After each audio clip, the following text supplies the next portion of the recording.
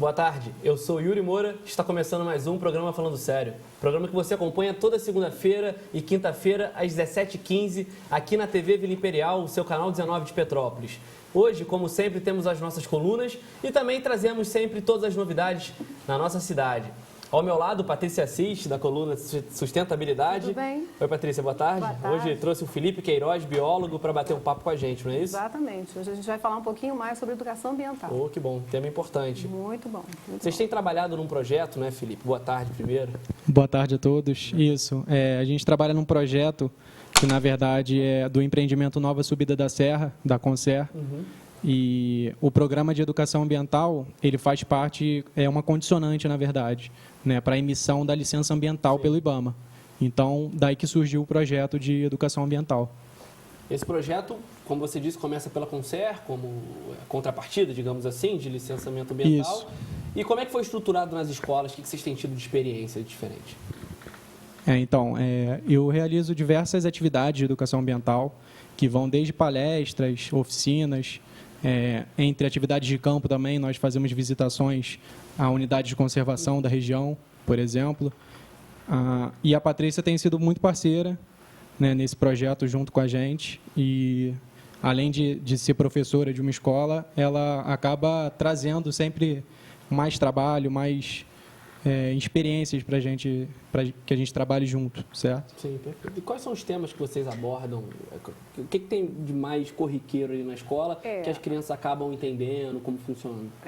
Na verdade, Yuri, a gente faz o seguinte, a gente levanta sempre as questões ambientais que estão mais em voga, né?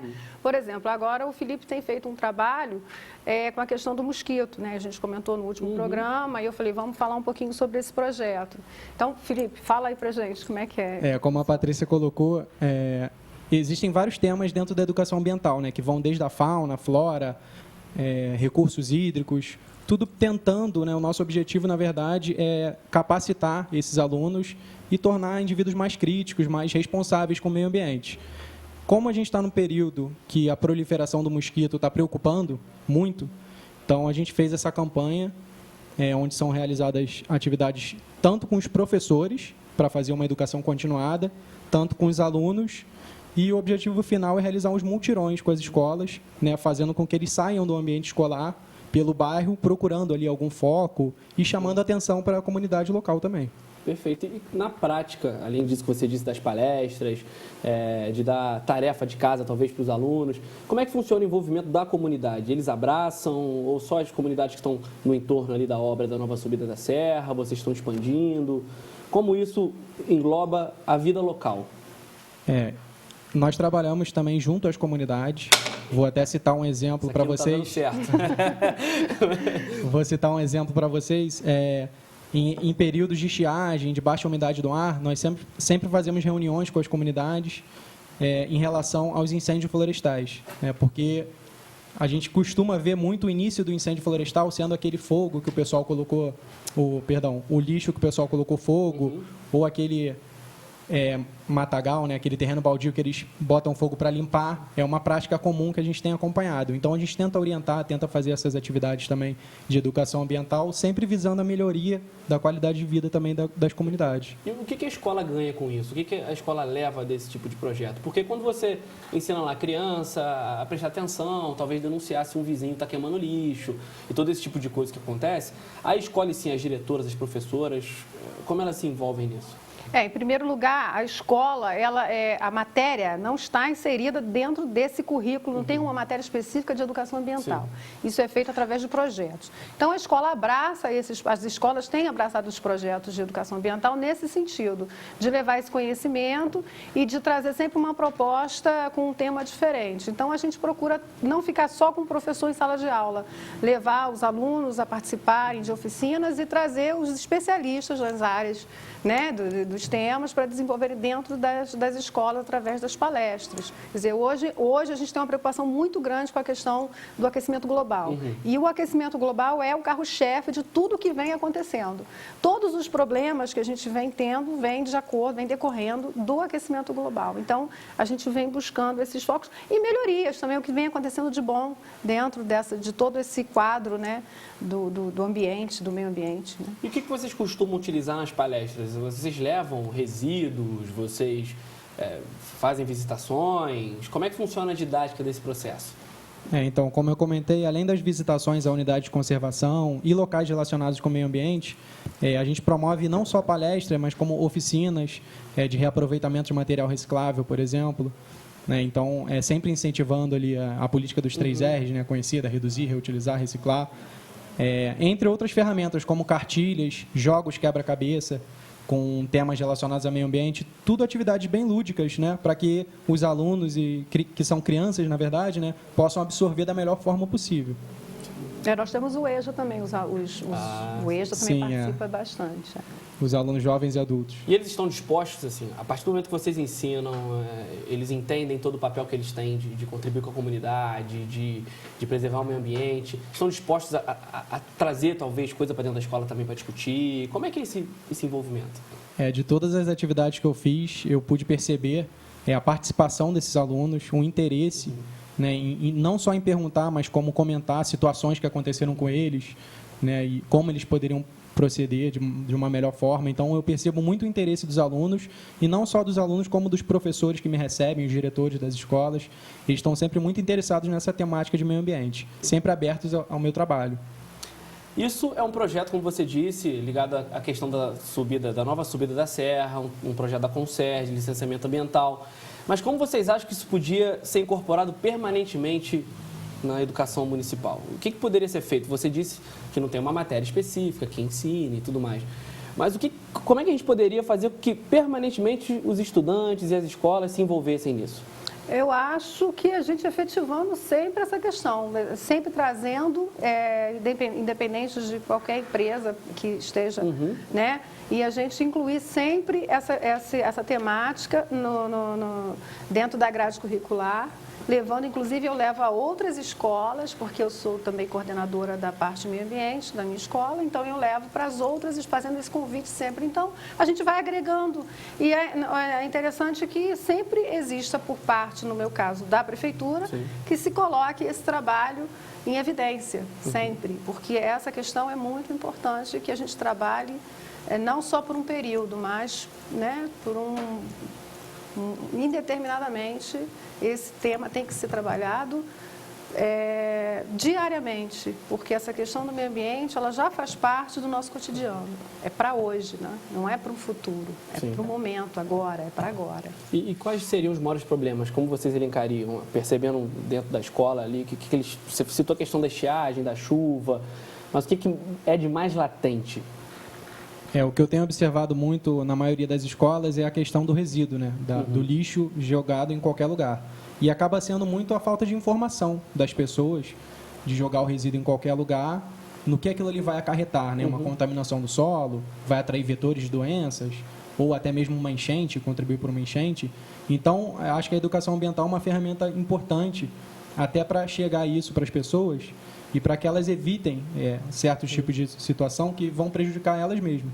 Então, a questão do resíduo eu destacaria aí como muito recorrente na maioria das escolas que eu acabo fazendo essas atividades. Que é um dos atenuantes da questão do mosquito, né? Nada mais é que o calor, o aquecimento, né? Essa época do ano que é muito quente, a umidade favorecendo, mais o lixo, né? A questão do...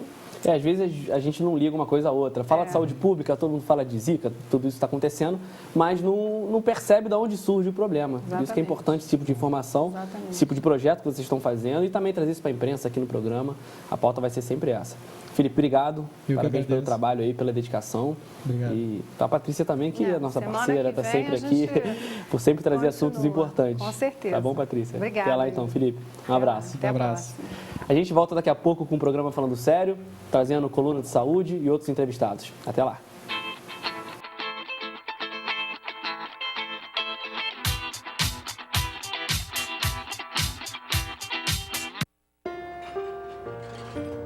planejamento. Essa é a receita para o futuro dessa criançada. É assim que o governo federal, com os governos estaduais e municipais, trabalham para cumprir as 20 metas do Plano Nacional de Educação. Com mais de 80% das crianças de 4 a 5 anos na escola, falta pouco para cumprir a meta número 1. E precisamos chegar a 100% em 2016. Para vencermos esse grande desafio, é necessária a dedicação de todos, inclusive dos pais. Faça a sua parte. Matricule seus filhos, acompanhe a vida escolar deles e acesse o site para conhecer o Plano Nacional de Educação. Ah, e se você tem Bolsa Família, acompanhar a frequência das crianças na escola é fundamental para manter o benefício. Uma pátria educadora se faz com toda criança na escola. Ministério da Educação, Governo Federal. Eu estou aqui para lembrar que o mosquito Aedes não transmite apenas a dengue. Ele traz um problema ainda maior que pode estar batendo na porta de casa, o Zika vírus. E esse vírus, se contraído por mulheres grávidas, pode causar microcefalia nos bebês e gerar sequelas para o resto da vida. Como evitar? Fazendo o básico, gente. Combatendo o mosquito. E isso é urgente. É preciso pensar em todas as possibilidades de água parada perto de você. 80% dos criadores do mosquito estão nas residências. Faça a sua parte. Vamos destruir o mosquito. E lembre-se de que mulheres grávidas têm que ter cuidados redobrados. Usar repelentes apropriados, vestir roupas compridas e ficar longe de possíveis criadores. Incentive seus amigos e sua família a entrarem nesse combate, unidos na maior corrente da saúde da história do Brasil. Se esse mosquito faz mal para as nossas crianças, ele não pode nascer. E pode ter certeza, o mosquito não é mais forte que o país inteiro.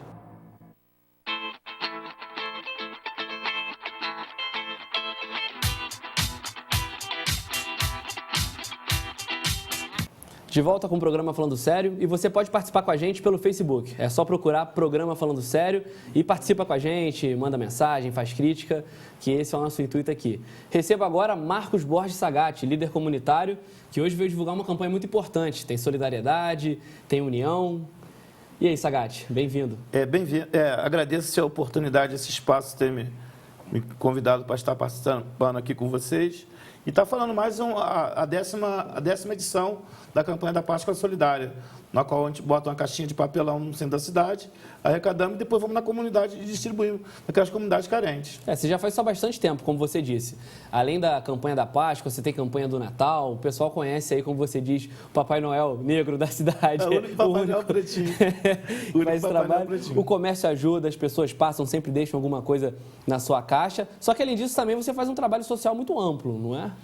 Também nós temos um trabalho social, na qual a gente vamos na comunidade, tem um corte de cabelo, ferimento de pressão, ver glicemia, tirar documentos. A última que nós fizemos agora no Touzete, teve troca de lâmpadas incandescente para o fluorescente. Foi muito legal a ação social. Não, muito bom. E você citou levar os serviços. Você consegue juntar o poder público, os empresários, as pessoas que querem ajudar. E o que você percebe que mais tem de dificuldade e que as comunidades mais precisam aqui na nossa cidade?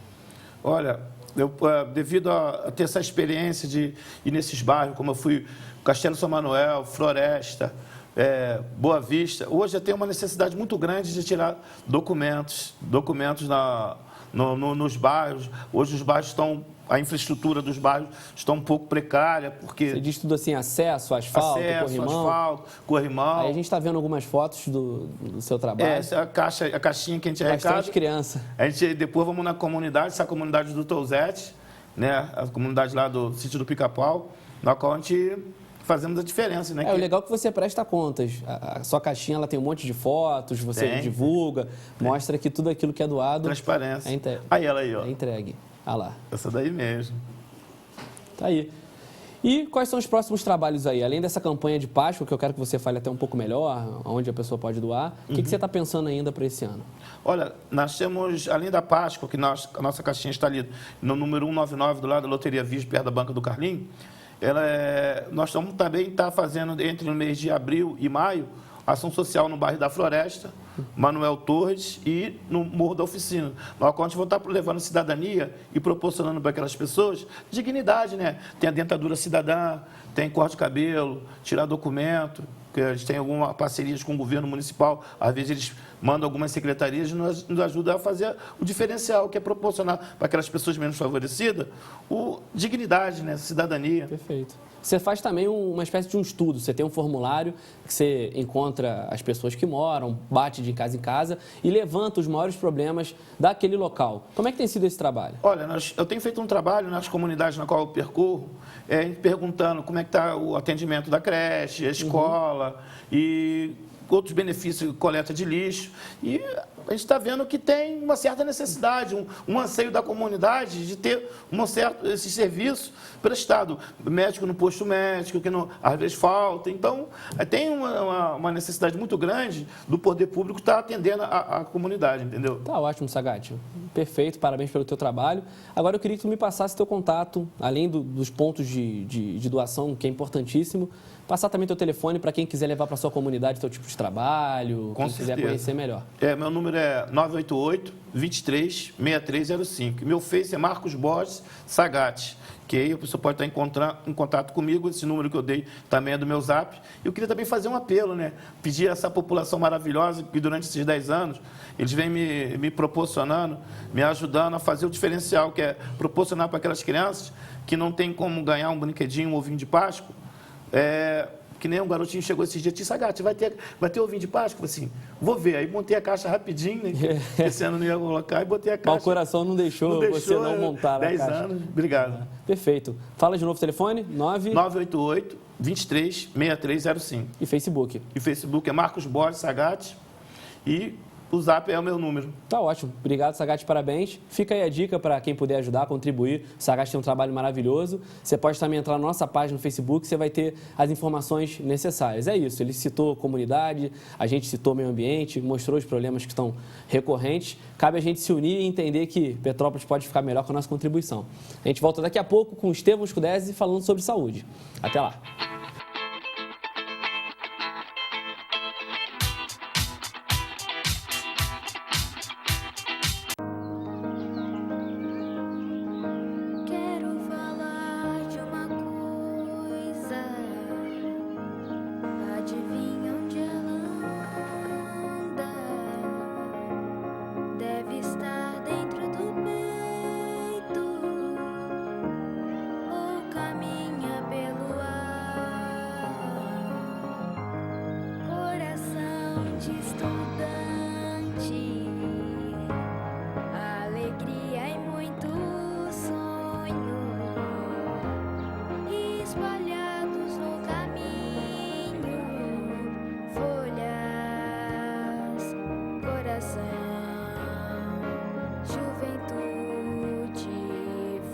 Se a vida fez você parar de estudar, mas você tem coração de estudante, vamos começar de novo. Procure a escola mais próxima e matricule-se. Uma pátria educadora se faz com mais acesso à educação. Eu estou aqui para lembrar que o mosquito Aedes não transmite apenas a dengue. Ele traz um problema ainda maior que pode estar batendo na porta de casa: o Zika vírus. E esse vírus, se contraído por mulheres grávidas, pode causar microcefalia nos bebês e gerar sequelas para o resto da vida. Como evitar? Fazendo o básico, gente. Combatendo o mosquito. E isso é urgente. É preciso pensar em todas as possibilidades de água parada perto de você. 80% dos criadores do mosquito estão nas residências. Faça a sua parte. Vamos destruir o mosquito. E lembre-se de que mulheres grávidas têm que ter cuidados redobrados. Usar repelentes apropriados. Vestir roupas compridas e ficar longe de possíveis criadores. Incentive seus amigos e sua família a entrarem nesse combate, unidos na maior corrente da saúde da história do Brasil.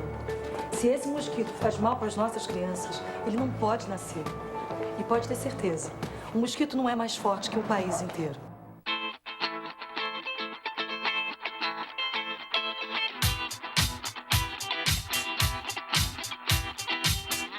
Voltamos com o programa Falando Sério e agora o assunto é saúde. Estevão Scudesi, boa tarde. Boa tarde. Tudo bem? Hoje Tudo você ótimo. traz pra gente o tema da osteoporose. É verdade. Me explica, a gente sempre escuta, a gente entende mais ou menos o que é, mas ficam muitas dúvidas ainda. Pois é, Yuri, sabia que a origem da palavra osteoporose vem do grego e significa osso poroso? É interessante isso, né? Basicamente então? São os ossos do corpo humano, eles vão ficando com o avanço da idade, alguns problemas hormonais também, eles vão aparecendo lacunas e vão ficando com um aspecto de uma esponja bem porosa, quando comparado com o osso normal, né? E isso é um problema muito sério. E embora a gente trouxe algumas imagens aqui, dá para perceber a diferença ali. Então, o osso fica mais frágil. Exatamente. Por isso, quando a gente sempre escuta que alguém tem esse problema...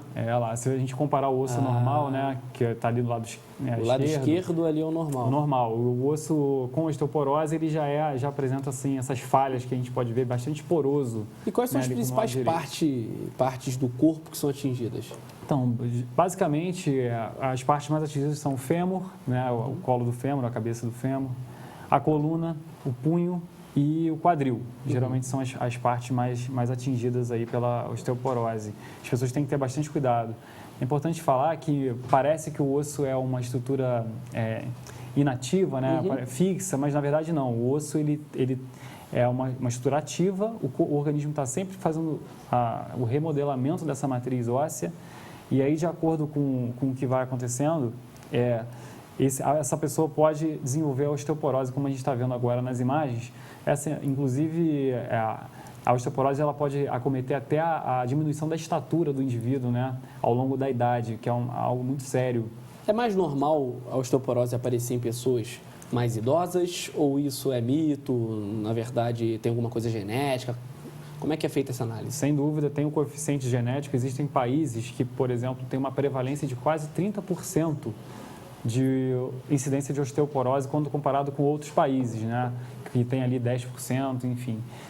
No caso do aspecto hereditário, isso também é importante notar, a pessoa que tem já a avó que teve osteoporose, principalmente a mulher, né? A mulher ela tem uma incidência de osteoporose muito maior do que a do homem.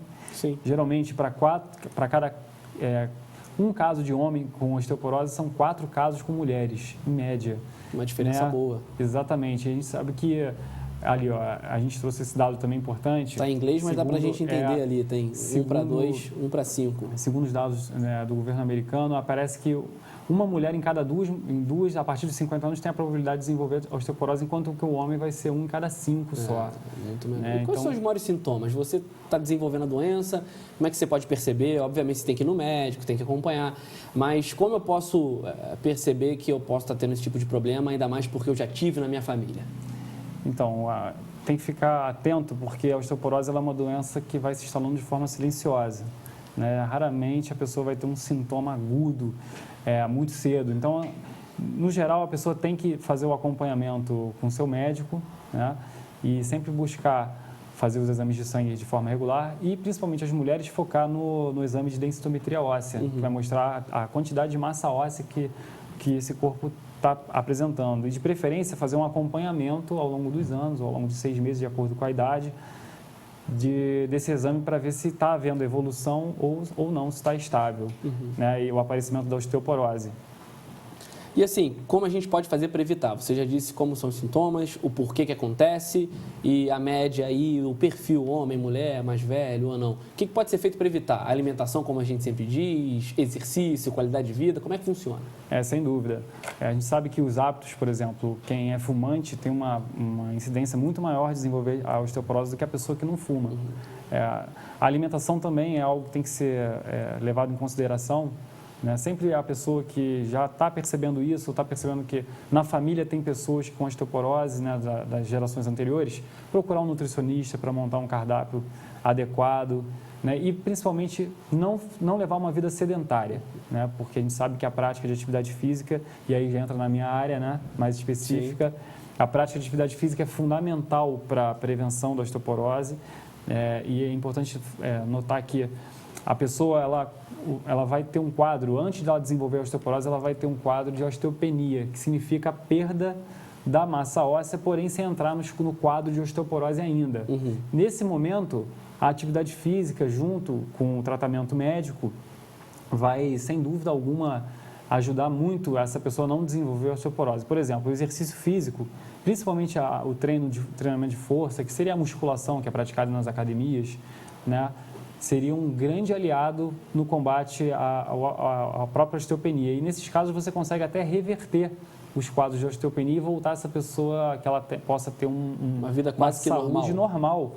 entendeu? Então, assim, realmente o sedentarismo é um fator de risco que tem que ser observado. E não somente a musculação, por exemplo, você sabia o que é necessário para o osso ter uma remodelação óssea para começar a combater a osteopenia? Remodelação seria o quê? Por exemplo, eu corto meu braço, minha pele vai se recuperar, as células vão ser regeneradas. Isso. A mesma coisa acontece com o osso. Foi o que você falou, a gente pensa que às vezes o osso é uma coisa dura, estática, né? como se fosse um pedaço de ferro que a gente tem dentro do corpo, e não é. Não é. A verdade é essa. Então é isso que você fala, remodelagem. Exato. Isso, exatamente. O corpo ele tem alguns mecanismos, por exemplo, nós temos células que fazem a degradação óssea e células que fazem a reconstituição. Isso tudo acontece ao mesmo tempo. Para renovar. Renovando as células ósseas, exatamente. Entendi. Quando você começa a ter mais degradação do que renovação, começa a entrar um quadro de osteopenia, por exemplo. E a atividade física, ela entra nesse momento aí. Né? A célula responsável para fazer a remodelação, mais específica na matriz óssea, é o osteoblasto. E nesse caso, a atividade física pode frear. E sabendo que o impacto de 1/10 da força que seria necessária para quebrar um osso já é suficiente para a pessoa ter uma remodelação positiva. Ou seja, uma pressão 1/10 da que faria o osso partir, quebrar, já é o suficiente. Então, se eu esbarro o meu cotovelo, eu não preciso quebrá-lo, mas a partir desse momento, se for 1/10 do que seria necessário para quebrá-lo, eu já faço uma renovação dessa minha parte óssea. E aonde que a gente consegue imitar isso, exatamente? Por exemplo, uma caminhada já começa a ser, para uma pessoa que não faz nada, uma caminhada já começa. Um atrito ali na parte do calcanhar, do fêmur. Você sempre fala, desculpa te interromper, mas eu acho que é fundamental porque está ligado a tudo que a gente discutiu. A gente falou de meio ambiente, falou de trabalho comunitário, falou de saúde, mas a gente percebe que tudo é muito bem feito quando é feito de forma preventiva. A Patrícia falou, quando a gente faz educação ambiental, o Felipe disse do trabalho, de levar para a comunidade, isso faz com que as pessoas fiquem mais atentas e se cuidem da comunidade. A mesma coisa foi o que o Sagatti falou, é o que você está falando de saúde. Só que muitas vezes a gente fica naquela, eu não consigo fazer exercício físico 3, 4 vezes por semana. Mas se você fizer uma por semana já é o suficiente, ou não é, ou você tem que quebrar a rotina.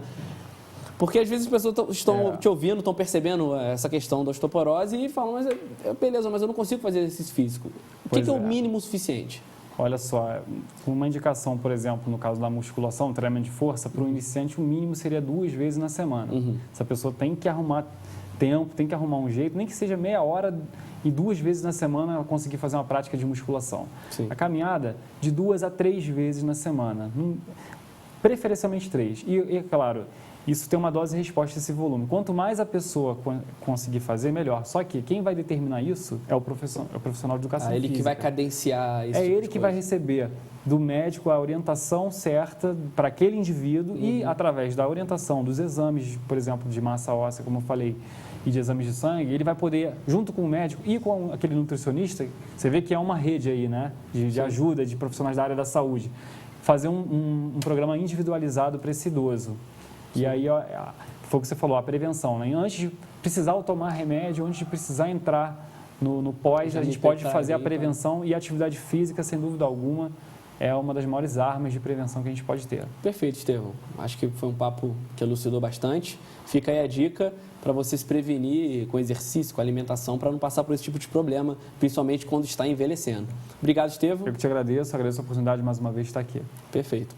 Mais informações das nossas colunas e de tudo que a gente discutiu aqui no nosso Facebook, programa Falando Sério. A gente volta na quinta-feira, às 17h15, e eu conto com vocês, com a participação, com a audiência e com todo tipo de comentário. As pessoas falam na rua, fazem aquela sugestão e a gente está aberto para isso. Tá bom? Até quinta-feira, programa Falando Sério. Até lá.